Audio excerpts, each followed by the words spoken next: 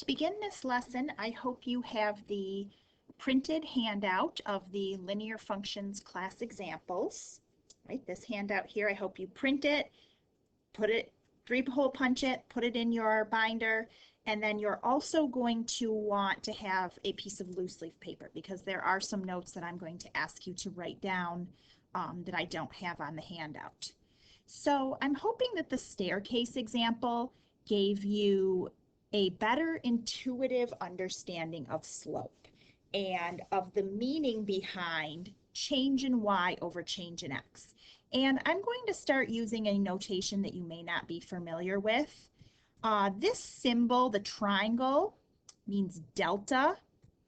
So sometimes slope is written delta y over delta x, meaning the change in y over the change in x. And I kind of like this better because I notice that I tend to prefer whatever notation I can write the fastest.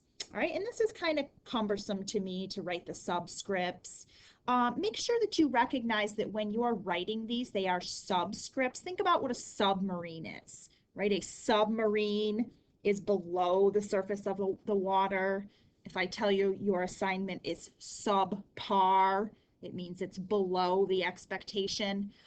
So these are subscripts, right, down below the level of the y. So make sure you don't write things like y2, right? That is not the same as y sub 2, right? And that's how it's pronounced, y sub 2. Okay, so let's be precise with our use of symbols. But again, I really like using this notation. So if we were in class, I would say, well, what do people remember as far as equation of a line, right? What do you remember from high school? And the formula that sticks in everybody's mind the best is y equals mx plus b. Okay, so if you had halfway decent high school math teachers, they have pounded this formula into your brain, right? Y equals mx plus b. M is the slope and b is the y-intercept.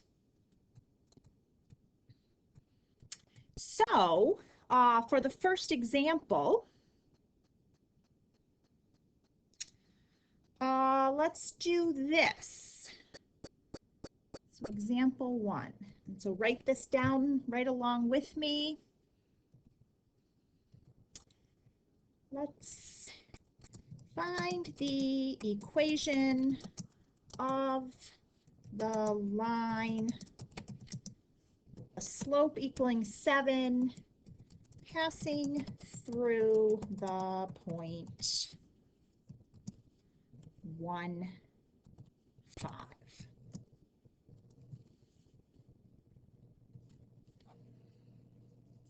So in order to use the y equals mx plus b equation that we all tend to remember the best, we've got our m, we don't know our b, but we do have an x and a y.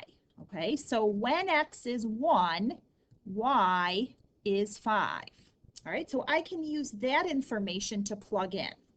All right, I can plug in the 5 for y.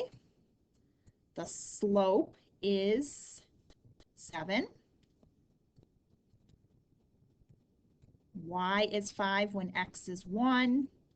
And then I am looking for my y-intercept. So notice how each part just corresponds here, right? I'm just bringing that right down. So that's going to give me, when I subtract 7 from both sides, that's going to give me a y-intercept of -2. So now I put all those pieces together. Okay, so there's an infinite number of points on my line. There's an infinite number of x's and y's. That would be a solution to this equation. So I leave my x and my y. My slope is 7, and my y-intercept is -2. All right, and there's my answer. Now, the equation that students tend to not remember quite as well, and there's 3 different forms of the equation of a line, right? This is the one you studied the most. And the other form that when you go on to calculus, because of certain things that you're going to be doing in calculus, there's going to be a lot of cases where you will know a point and a slope. And so you will want, just like the name implies, the point slope form of a line. And if you know the slope formula, all right, and actually the slope formula has the little subscripts here. Okay, y sub 2 minus y sub 1 over x sub 2 minus x sub 1. All right, we all know this.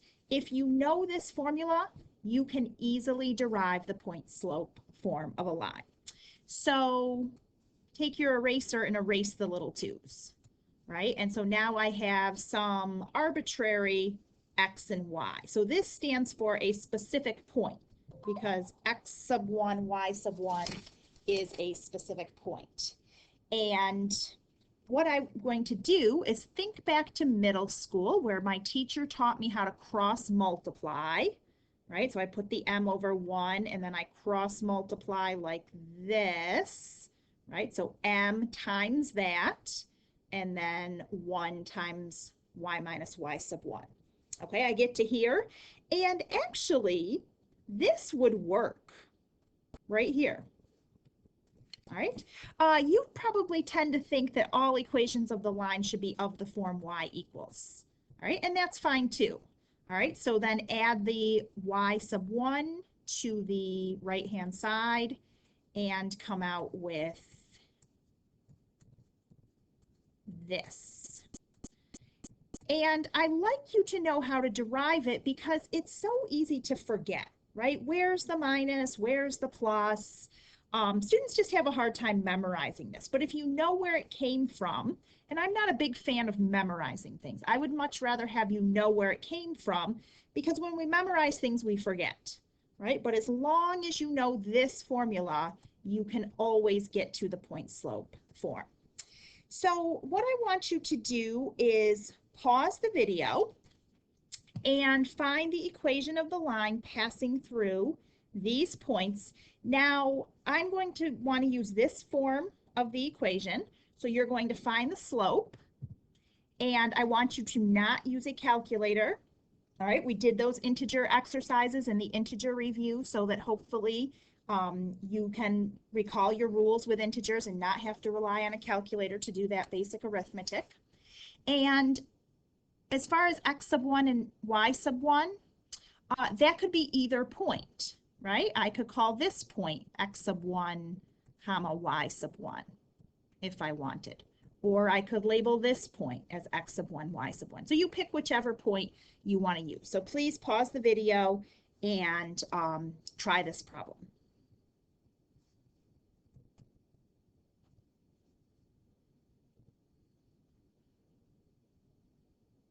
Okay, so if you're back, I hope you remembered your rules with integers, right? Where minus minus is plus plus. So that will be positive 1. This is a going more into debt problem, as I described. If you watch the integer remediation, if you have a debt of 6 and then you lose 3 more, that is a debt of 9. Right? Or you could have used the rule that subtracting is add the opposite. All right, so either way we get negative 9 for a slope, and then any of these 3 answers are acceptable. All right, because if we look back at our format for the equation, it is x minus x sub 1. So of course, minus a negative, right? That was a negative 1, that was a negative 2, so that's how this became the plus sign. And then we add y. Well, y was negative 6 in the one pair of points, and then y was positive 3 in the other point. Or if I multiplied this out, I would get negative 9 minus 15. So any of those 3 answers are acceptable. And as I said, I am even okay if any of you wrote it like this. So I had said when we first derived this, I've seen some textbooks always write their equations of a line in point slope form like this. All right, and I'm fine with that also. So on a quiz, any version of these answers is totally acceptable. Now, the third form of a line is the standard form of a line. Right? And you might look at that and say, well, that really doesn't look familiar to me. It might not with the A, the B, and the C, but you did use this quite a bit in high school. And mostly you were using this when you were doing things like solve a system of linear equations by elimination. Now you might say, wait, is this? Right? And it is if I subtract C from both sides, and instead of having 0, right, I put my constant over here. Okay, so these are in this standard form of a line. And in high school, you did a lot where you'd say, let's see, I'm going to make, I don't know, do I want to make the x's drop out or the y's drop out? I guess I'll make the y's drop out. So I'll multiply the top equation by 2. I'll multiply the bottom equation by 5, right? And then I get 4x minus 10y equals 14. And then here I have 15x plus 10y. And so then when I add these equations together, y's drop out, I can solve for x, and then I substitute back in to solve for y.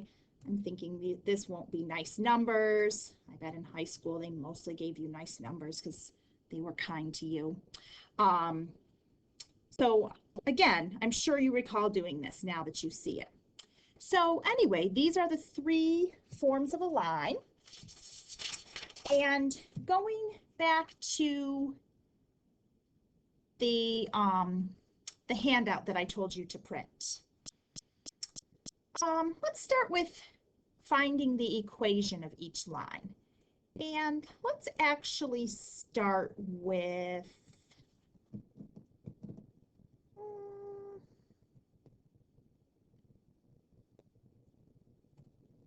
we'll actually start with number 2.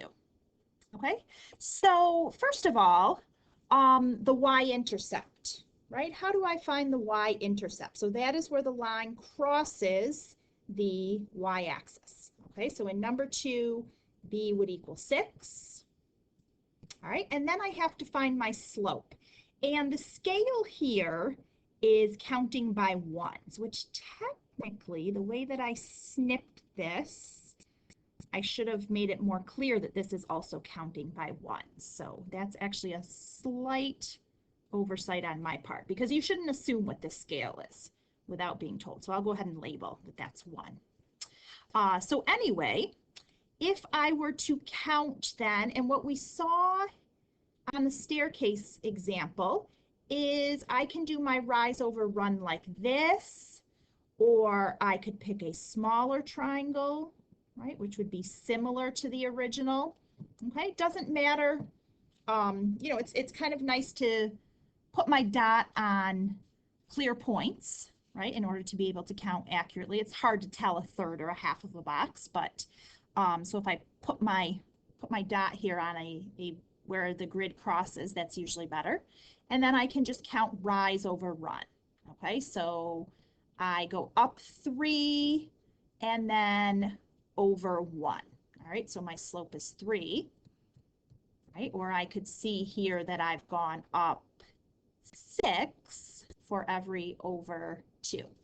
Okay, so then using the y equals mx plus b is the best way to go for these.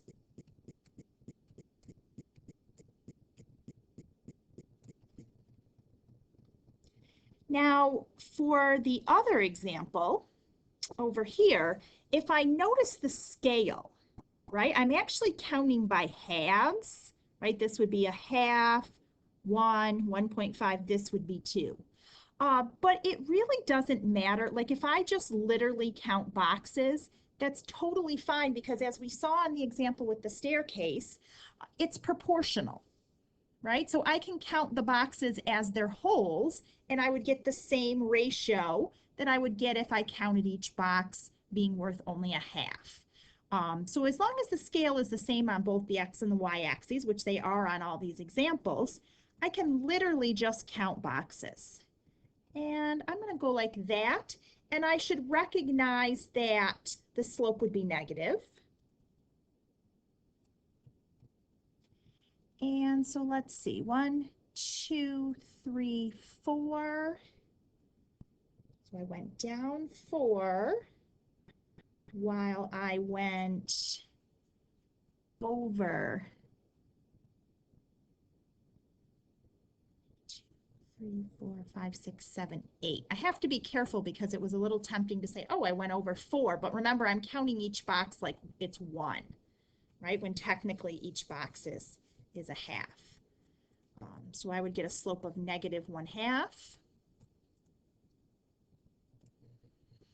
And my y-intercept here is 4. So I would plug in y equals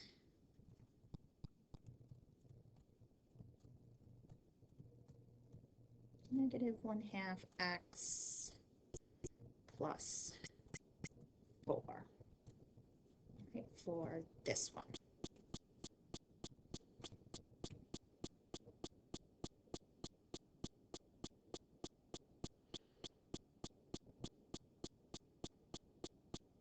So I'm going to have you do 3 and 4 on your own. Pause for a minute and write the coordinates of the points A, B, and C, and then go on to the next page and do 7A and B. Okay, so do that and we will reconvene together.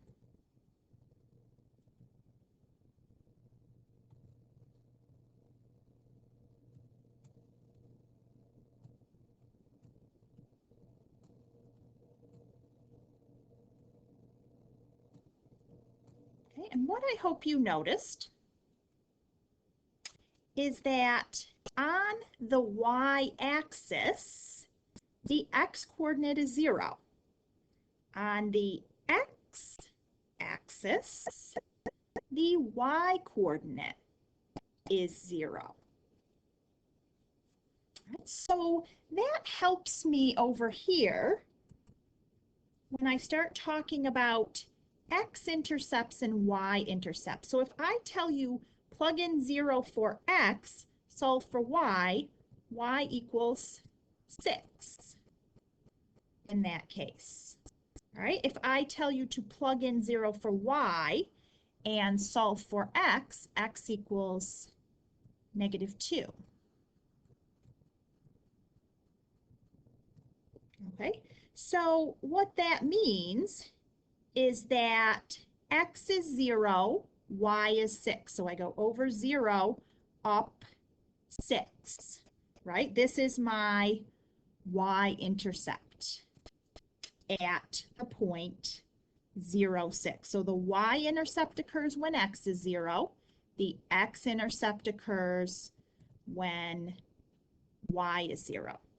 Okay, in this case, y is 0. If y is 0, which means I go over -2, I go up 0. Right, and then, oh, I don't have a ruler, so that's going to be, actually, that's not too bad. I'm pretty proud of that straight line. Right, but that would be a rough sketch of the graph, and the x-intercept would be the point -2, 0. All right, so this is very important. So let's write this down. Okay, so let me open a text box, put that up here, and star this in your notes.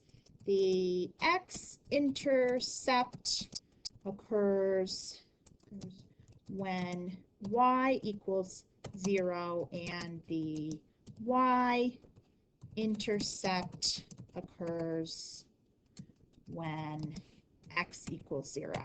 We're going to be doing a lot of word problems coming up, and this is going to be something important to us as we're going through the word problems and interpreting things, because we'll have to write let statements for our x and y variable. And so knowing what does it mean in the word problem when our x quantity is 0 or our y quantity is 0. So we'll be doing that later in the week. So let's do one more thing for now and then pause this segment. So over here, let's look at graphing on the grid to the left. Now, you want to graph the line y equals 2. And you might not be sure if that line goes like this, or if it's this in blue. All right, which one's right? I mean, you know to go to 2 and draw a line. Okay. What I suggest you do is plot some points along that line. So like if I went to this point, this is the point over 4 up 2, 4 comma 2. And this point here is negative 2. Okay, I have to plot the line where y is always 2. Okay, well, let's see. This point would be over 1 up 2. Y would be 2 again, right? So by plotting some points, that helps me double check myself, right? So like if I went to this point, this would be over 2 down negative 3. Well, y is not 2, x is 2. All right, and if I tested another point, let's see, this is over 2 down negative 1. Again, y is not 2, but x is. All right, so what I actually have plotted here is x equals 2, right? That's what that blue line is. So the correct answer to this is what I find here in yellow. If I asked you about the slopes of these lines, right? If I were to plug in this to the slope formula, change in y, well, if I subtracted the y's, I'd get 0, right? And I also know that this straight horizontal line, right, slope is 0. Now, the problem would be if I tried to find the slope of this line and I did change in y, that's not a problem. Change in x gives me 0 in the denominator. All right, so when I have this vertical line, slope is undefined. And how about I use a textbook? Slope is undefined, right, for that vertical line. So let's stop here for the time being. But I do want you to finish up these last few examples, and these will be some of the things that we'll go over in class when you actually come to the classroom for your time in class. And then 8 and 9 we will talk about either together in class, or for those of you that are fully online, I'll put another video on where we go over some of these answers together.